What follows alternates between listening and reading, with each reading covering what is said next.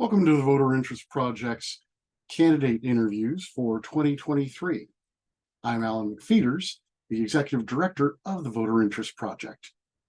Our mission is to provide voters with information they need to make informed decisions about government, candidates, and ballot measures.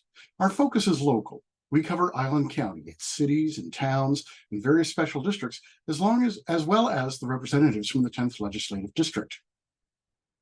The 2023 elections are local and nonpartisan.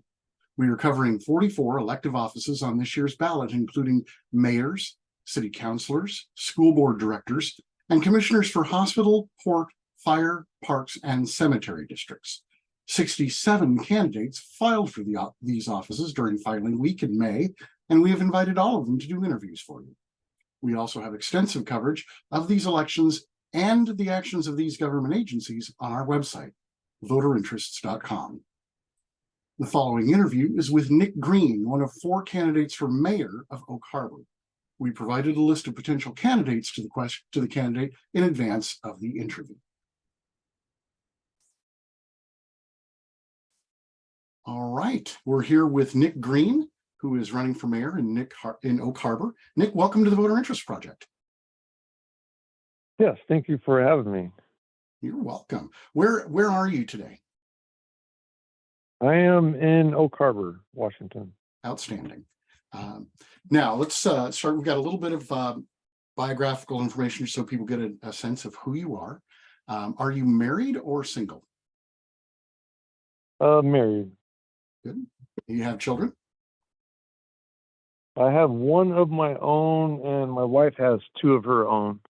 Outstanding. It's a nice little blended family you got going there then.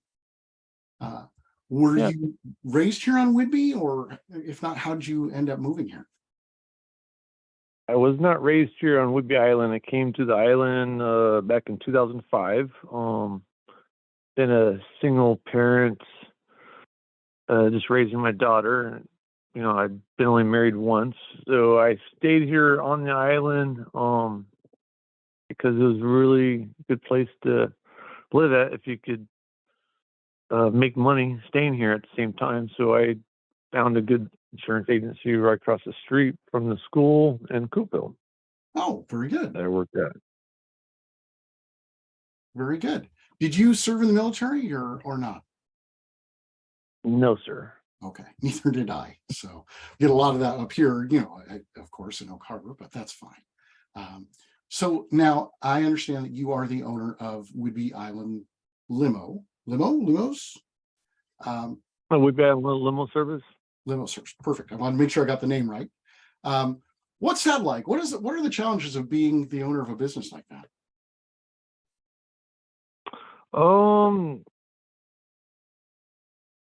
It certainly has its perks, and it's a lot of work. So it's a lot different service that you would probably come across. So I'm kind of doing the white glove service, which a lot of other drivers, I mean, you don't really see that anymore, but a lot of people seem to like it. And it does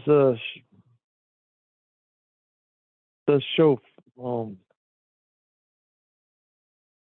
I don't know how to say it, but it is kind of flashy.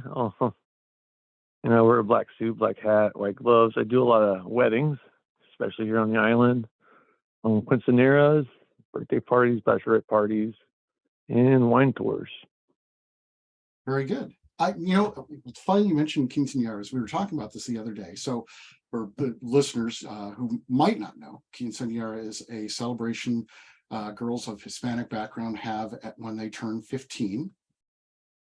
But we were wondering, and maybe you would know this, is there a parallel celebration for boys when they come of age in that community? I do not. I don't think so. I haven't came across one yet. I think it's just for the females. Okay, interesting. All right. Well, let's push on.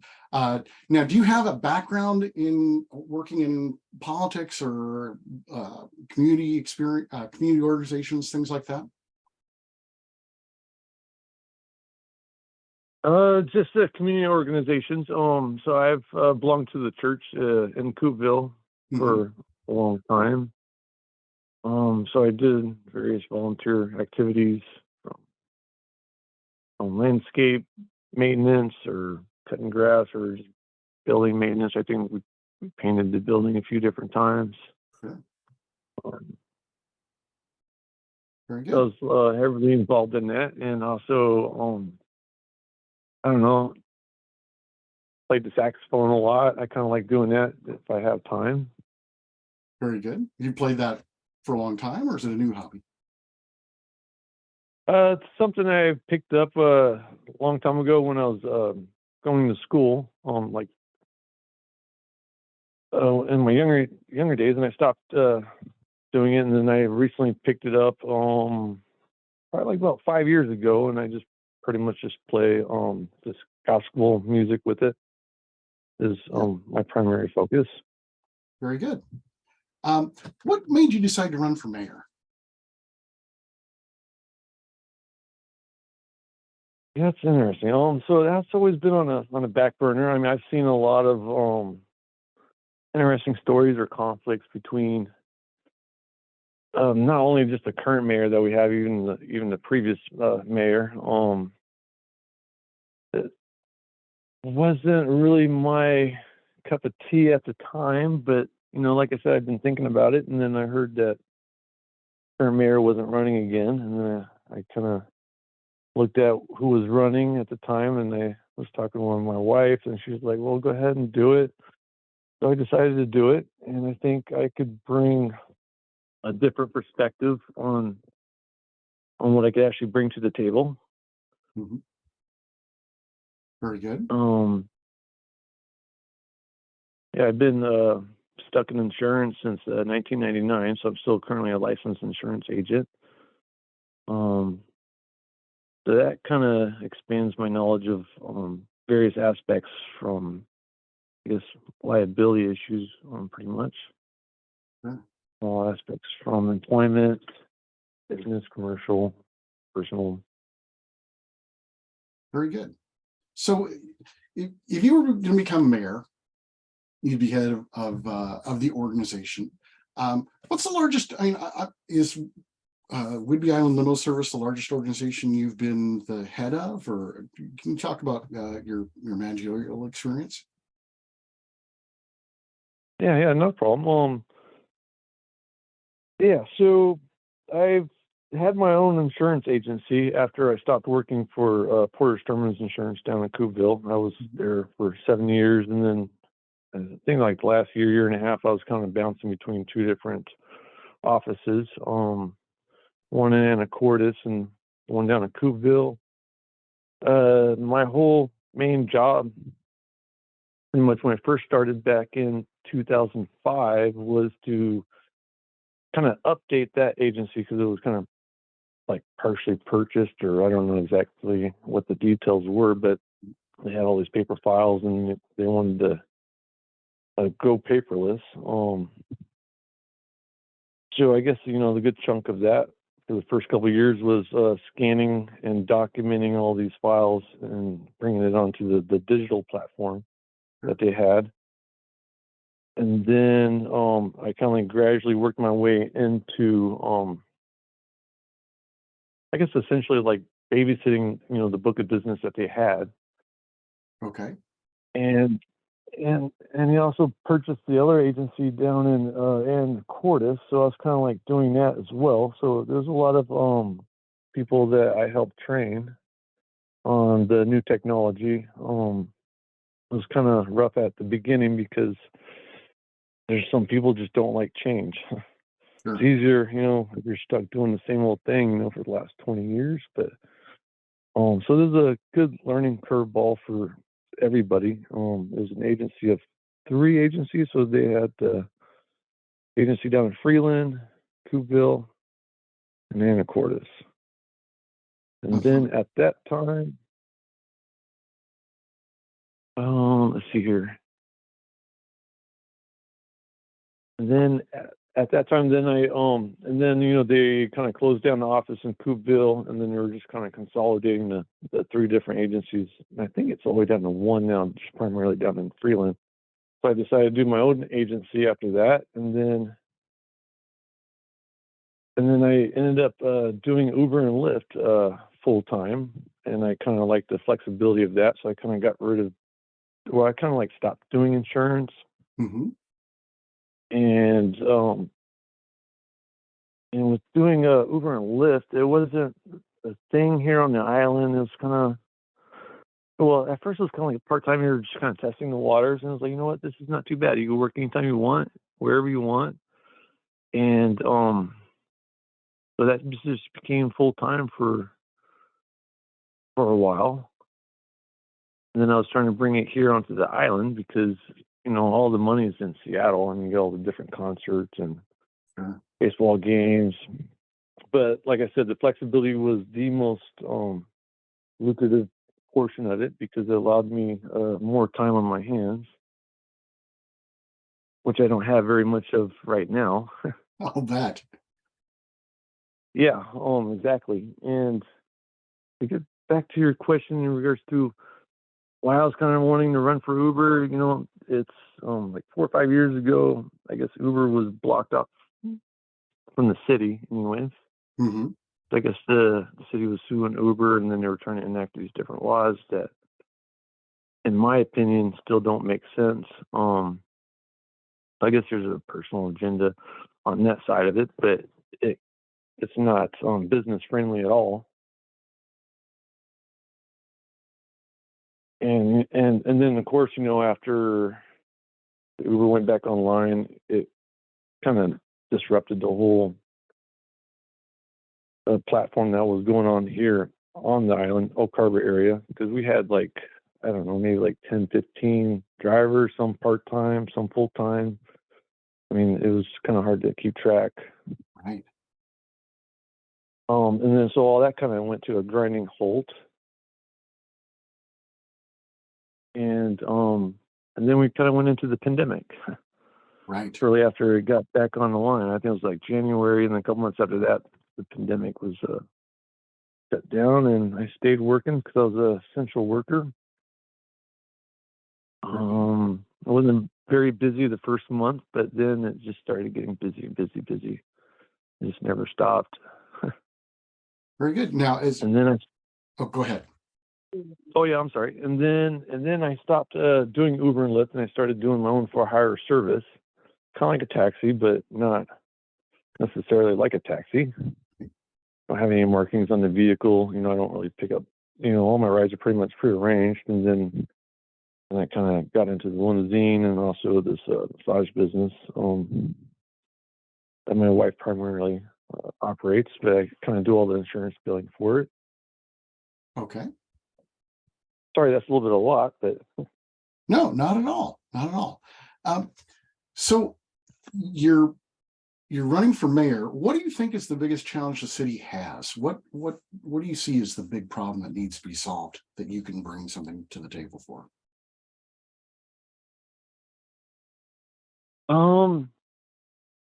well, there's multiple issues on that. I mean, you got the affordability of housing. Hmm. Uh, I think the utility rates are kind of shot because of the water treatment facility. I mean, they spent like $100 million over budget on that. Yeah. I don't know if they could ever recover on that. But the other exciting factor is the Navy. I mean, they did bring in like 4,000 plus additional soldiers or Navy personnel Hmm. to work on that base, and that has a huge impact on the affordability. And I think the last time the Navy ever built homes was like 15 years ago. I think they built like 300-400 homes. Right. And I think a solution for that, I mean, they would literally need to like either build more barracks or I mean, they would have to actually add like a couple thousand homes. So there's guys that are traveling from Everett to work on this base. I don't know if they still do that, but Wow. you got people that are scattered pretty far out, and I don't even know what the Everett base is doing. I don't know if they brought in additional members to their community on that side of the fence. But you know, and the I don't know. I mean, because I guess everyone heard about the growler noise, and they're doing like an impact study on that. They should have also did an additional impact study on what it would be like bringing 4,000 people onto the base as an additional thing that disrupts, Anacortes, Burlington, the whole entire island, and then Everett. I mean, it's wherever you go to find affordable housing is where you're going to go. Yeah, that's a very serious problem. Do you have any thoughts on how to get So Navy to build more housing? well, it would be, maybe talking or discussing about it. I mean, maybe they could do like an impact study on what that actually did to our community here locally and then surrounding areas as well. And maybe they might be able to start building more houses. I mean, because you're talking about 4,000 families or homes. I mean, what Oak Harbor's currently building right now at the pace, they will never catch up in the next 15, 20 years. Yeah.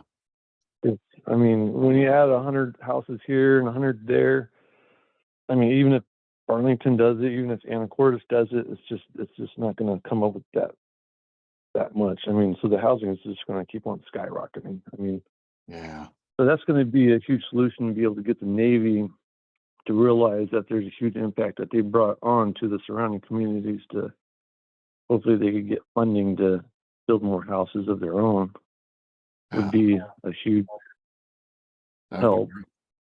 Sure. Let's talk about a couple things that have been, big arguments that the city councils had over the past couple of years, and we'll see kind of what your thinking is on it. There was that talk for a while that the Port of Coupeville was going to buy the Oak Harbor Airport, and they decided not to do that in the end. But do you think that would have been a good idea? Do you think the city should have been willing to put some money into making that happen, or not so much? Well, it's a small airport that you're talking about. Mhm. Maybe a little bit smaller than the one that they got south of the island, the Whidbey Airport, which is also partly owned down there.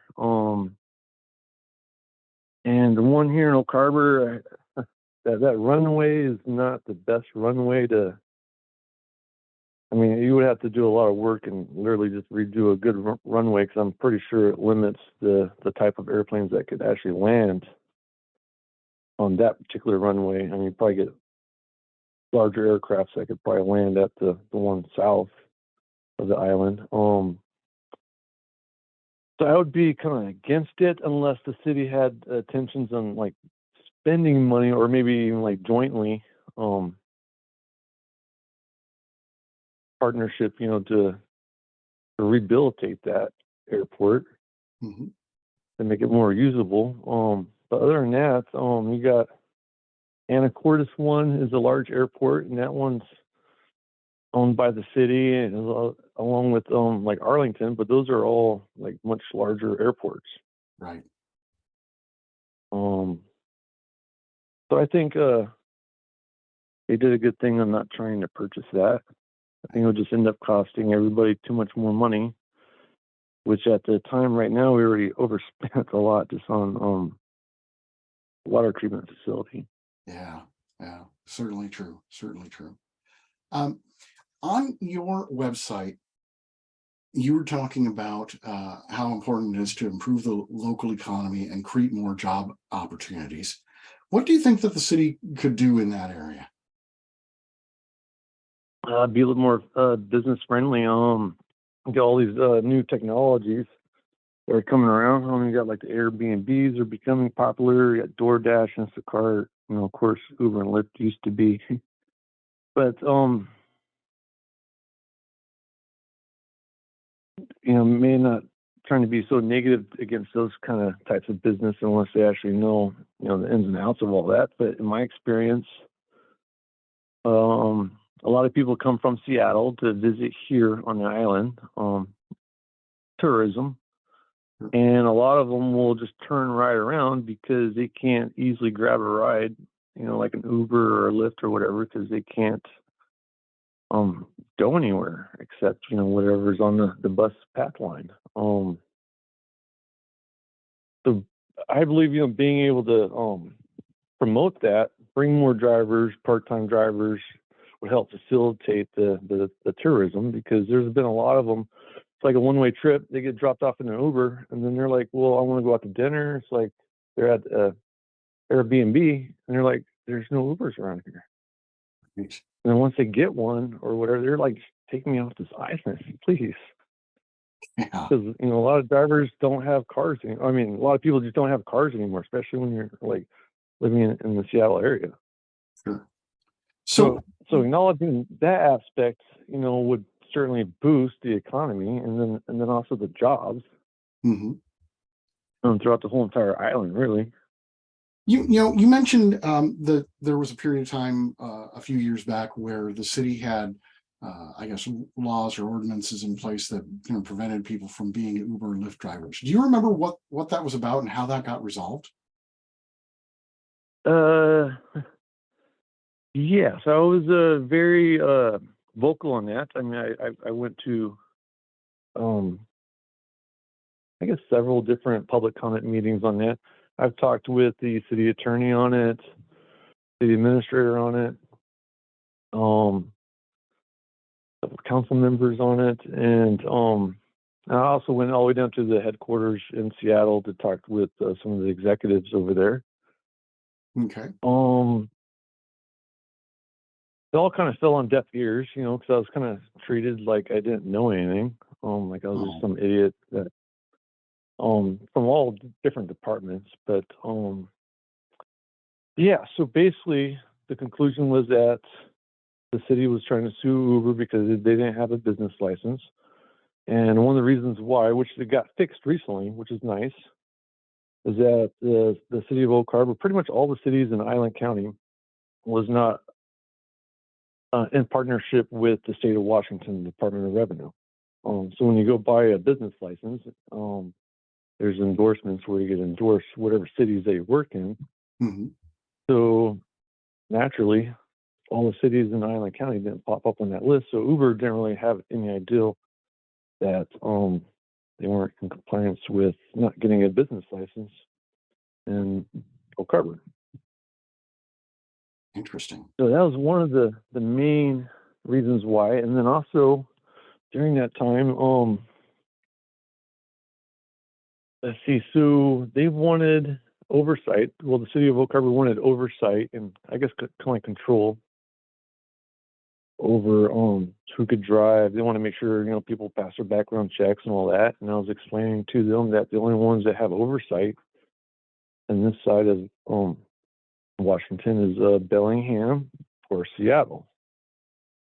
If you're in Seattle, you're pretty much good for this whole side of the island, or Western Washington. And if you're licensed out of Bellingham, you're only pretty much good until you hit into north of Marysville.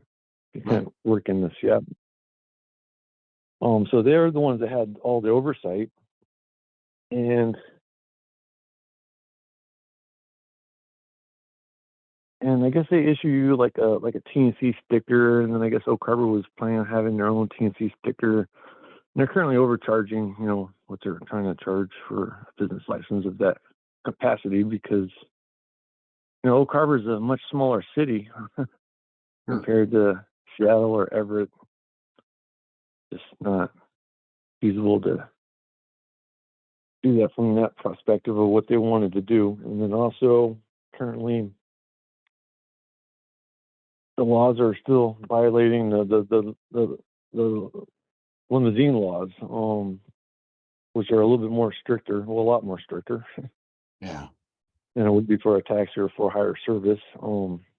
But currently they want to throw the limousine on the taxi code, Okay. which is in violation of current state laws. But it's still like that. I don't know if it's just bad legal advice that the city is receiving, but I don't know. I mean, I seem to be able to do whatever. I mean, I did kind of flaunt a little bit in the past be in non-compliance because they wanted me to buy like a business license or whatever. And it's like, all right, well, I'm not doing it, so go ahead and have me be shut off on the Uber app.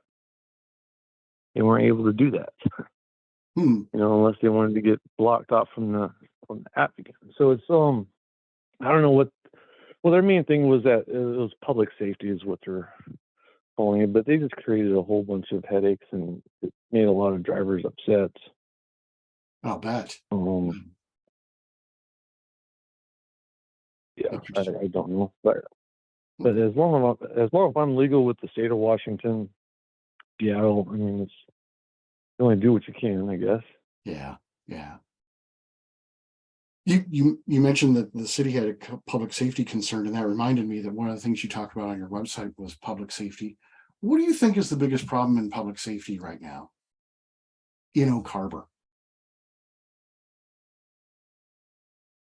I would say it's everywhere. It's distracted driving.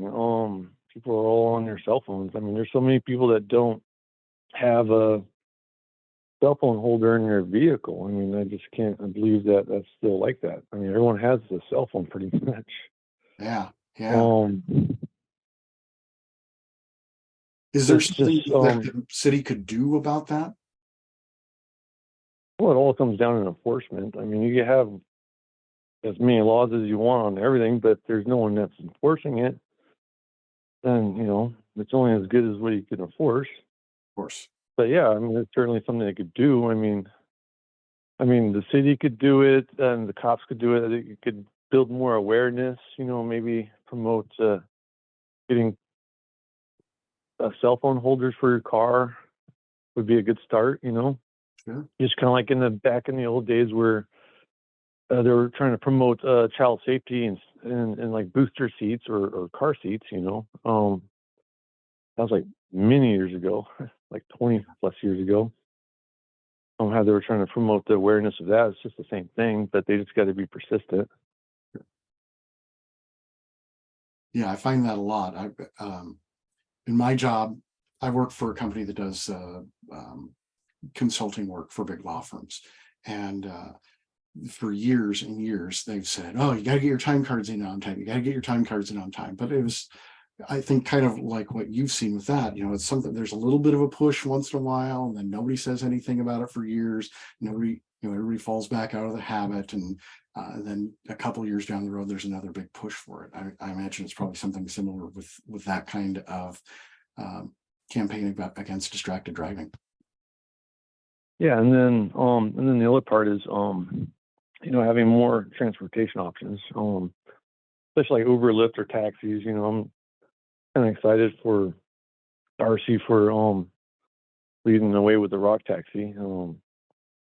It gave them so much business because I didn't want to be that busy. It was just the phone kept on ringing 24 hours a day. I can imagine. They're not fully 24 hours yet.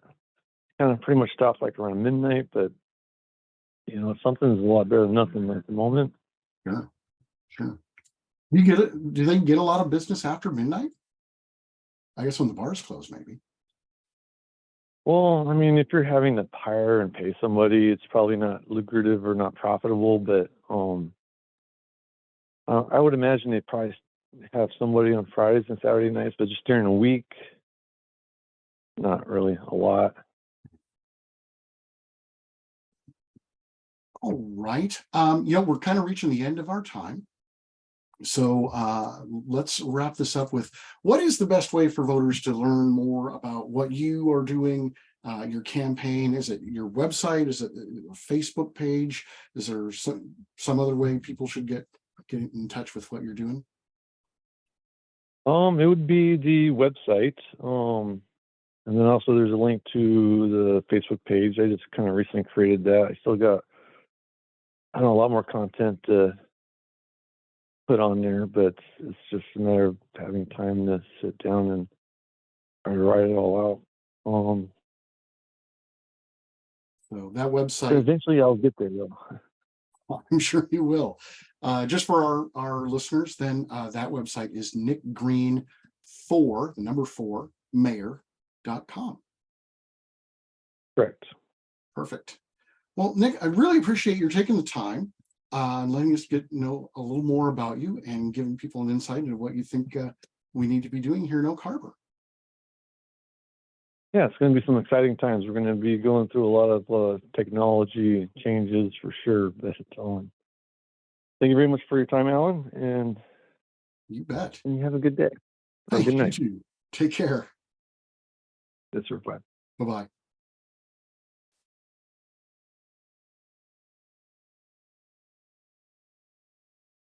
Well, thank you for watching our interview with Oak Harbor mayoral candidate Nick Green. We invite you to subscribe to our newsletter, available in 4 local editions: Camino Island, North Whidbey, Central Whidbey, and South Whidbey.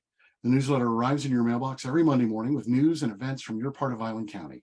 Subscribe to our newsletter at voterinterests.com/subscribe.